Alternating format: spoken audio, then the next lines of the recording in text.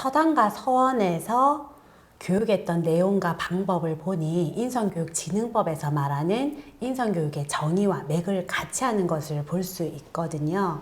그래서 저희들은 서원 중심의 프로그램을 이번에 한번 개발했는데요. 그래서 저희는 나름대로 아이들에게 조금 흥미있게끔 또 조금 재밌게 접근을 할 수 있도록 이야기, 음악극, 보드게임, 시서와 악무 이런 식의 프로그램을 개발했는데 이런 것들이 아이들에게 효과적으로 교수님 아까 말씀하신 것처럼 아이들의 삶의 맥락과 조금 맞도록 하려면 어떤 식의 접근을 하면 좋을지 한번 이야기해 주시면 감사하겠습니다.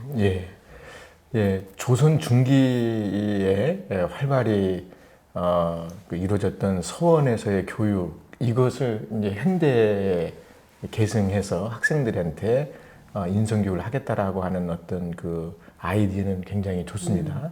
전통의 현대화 그리고 전통 속에 살아 숨쉬는 우리 선조들의 올바른 삶에 대한 어떤 노력들을 오늘의 학생들이 잘 이어받고 현대에 요구되는 방향으로 살아가도록 하는 데 의미가 있기 때문에요. 학생들의 구체적인 삶 속으로 파고 들어와야 된다는 얘기는 뭐냐면 뭔가 과거에 우리가 배울 수 있는 정신이나 또는 인성교육적인 원리는 우리가 취해오되 그것은 현재의 학생들의 어떤 관심이나 흥미 또 실제로 가능한 구체적인 전략하고 접목이 될 수 있도록 해야 된다는 얘기입니다. 아이들은 의문을 갖거든요. 왜 그러냐고. 그리고 그런 아이들의 자연스러운 의문을 교사가 잘 수용하면서 그 의문에 대해서 스스로 찾아가고 그 다음에 스스로 찾았던 올바름의 가치를 내면화할 수 있도록 하는 것이 요즘 학생들의 맥락에 필요한 인성교육의 방법이 아닌가. 정리하자면 지금 선생님 말씀에 대해서 과거에 우리가 계승 발전시켜야 되는 정신과 원리를 지금에도 우리는 한번 탐구해보고 그것이 현대적 맥락에서 왜 필요한가. 또 학생들이 이뤄가고 있는 현대의 전통 가치를 되살리기 위해서 그건 필요합니다. 그러나 그렇게 하기 위해서 방법만큼은 아이들의 어떤 수준 또 아이들의 관심 또 아이들의 삶의 맥락에 맞게끔 와야 된다라고 하는 것을 말씀드리고요. 두 번째 방법론적으로도 가르치는 교사가 일방적으로 학생들을 끌고 가려고 하는 그런 접근은 좀 위험하다. 인성교육은 제가 보건대 교사와 학생들의 동등한 또 상호 소통하는 관계 속에서 자연스럽게 이루어지는 거다라고 생각이 됩니다. 그래서 학생들의 어떤 그 주체성, 주도성 또 학생들 자기 나름대로의 생각이나 관점을 인정하고 존중해 주고는 방법을 생각해 볼 수가 있고요. 미국에서 이루어지고 있는 캐릭터 에듀케이션 무브먼트, 인격 교육 운동이랄지 또 최근에 많이 강조되고 있는 셀 모형이라고 해서 소셜 앤 이모셔널 러닝이라고 하는 그런 프로그램을 보게 되면 학생들의 그 자기 주도성을 강조하는데요. 제가 흥미롭게 봤던 것은 뭐냐면 학생들이 어떤 문제에 대해서 주인의식을 가지고 해결해 볼 수 있도록 하는 기회를 많이 줘라. 보통 이제 오서십이라고 얘기하는데요.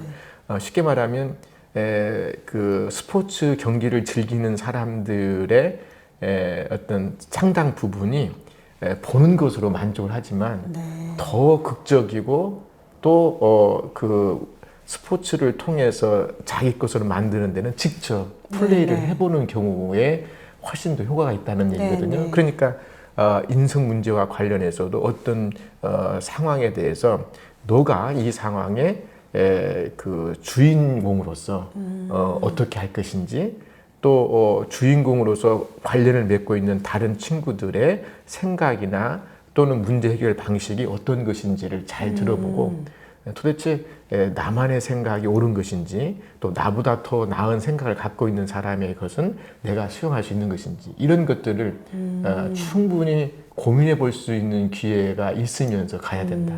그래서 제가 그런 레리 누치라고 하는 교수님의 그런 아이디어였는데 쉽게 말하면 또래 간 상호작용을 통한 인성교육 방법 그러니까 또래를 통해서 가르치기도 하고 또래를 통해서 배울 수 있는 그런 방법이 요즘 아이들의 그 상황에서는 적합하겠다.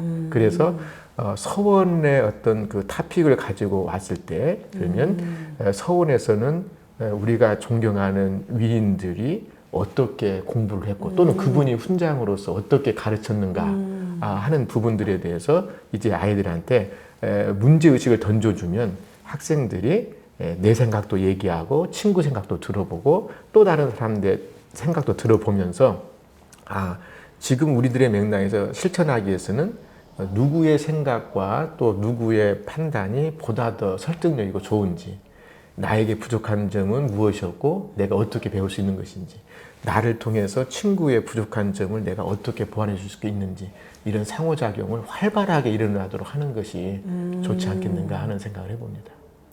결국 학생들 간의 상호작용이 일어날 수 있는 장을 만들어준다. 예. 그게 이제 교사의 역할이라고 할 수 그러니까 있겠네요. 인성교육 그러게 되면 되게 아이들은 잘 모를 거야. 네네. 그러니 내가 많이 알고 있는 지식이나 내가 가르치고자 하는 방향으로 끌려가려는 소위 말하는 팔로미, 나를 따라와, 무조건 따라와. 네네. 이것보다는 얘들아, 우리가 이렇게 가야만 하는데 정말 그러는지를 우리 한번 생각해보자.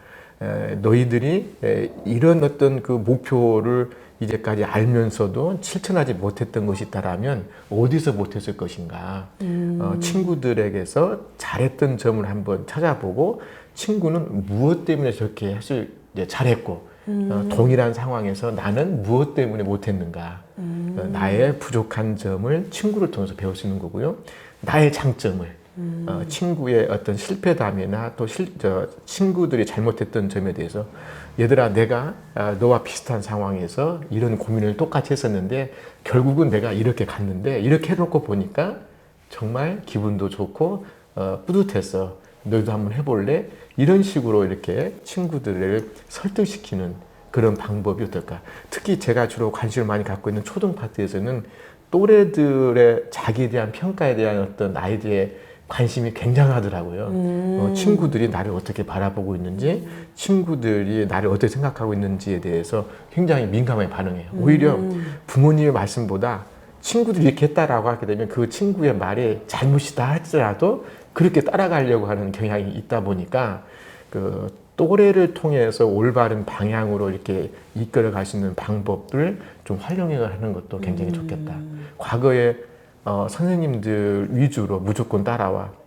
선생님 왜 그래야 되나라고 물어보니까 왜 이렇게 잔소리가 많어? 선생님 말하면 하지. 이런 식으로 가는 것은 요즘 아이들에게는 안 맞는 그런 것이라는 겁니다. 이제 그 서원에 가르치시는 선생님께서 일방적으로 학생들한테 전달하는 방식이 아니라 어떤 그 구절에 나와 있는 것을 학생들에게 먼저 해석해보고 자신의 관점을 얘기해보고 한 다음에 그것에 대해서 이제 높은 경지에 있는 선생님께서 잘못된 부분은 좀 이렇게 수정도 해주고 또 아마 다른 학생, 유생의 어떤 생각도 들어보면서 그것도 조정해주는 이제 그래서 우리가 통상 교육학에서 얘기하는 주입식이라고 하는 것은 가르치는 교사가 일방적으로 학생들한테 교사의 또 경험, 또 해석 이런 것들을 이렇게 넣어주는 거라고 한다면 그것과는 다른 학생들의 생각이나 또는 관점을 끄집어내서 또 서로 이렇게 논의도 해보고 그렇게 하면서 부족한 부분에 대해서는 이제 높은 경지에 있는 선생님께서 이렇게 조정해주거나 보충해주는 그런 방식이었던 것 같아요. 상당히 그 우리가 본받아야 될 그런 것이 아닌가 싶고요. 지금 선생님께서 이번에 초중등 학생을 위한 그 인성교육, 즉 전통문화를 기반으로 하는 인성교육 프로그램을 만들 때 서원에서 했던 그런 교육 방법을 이렇게 잘 활용한다는 말의 의미는 아주 적절하고도 필요한 것 같습니다. 학생들의 어떤 다양한 생각을 충분히 이렇게 발표케 하고 그렇지만 그 내용을 우리가 모두가 다 취할 수는 없는 거 아니겠습니까?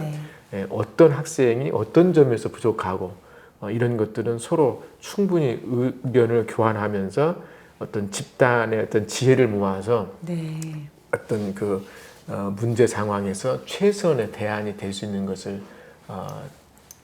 그 뽑아 나가는 그런 방식이기 때문에 오늘날 얘기하는 뭐 구성주의적인 관점이랄지 네. 또 학생 주도적인 접근이랄지 이런 것하고 잘 닿아 있는 것 같습니다. 그러니까 선임들의 지혜를 배우는 네, 것이 네. 아닌가 싶네요. 네.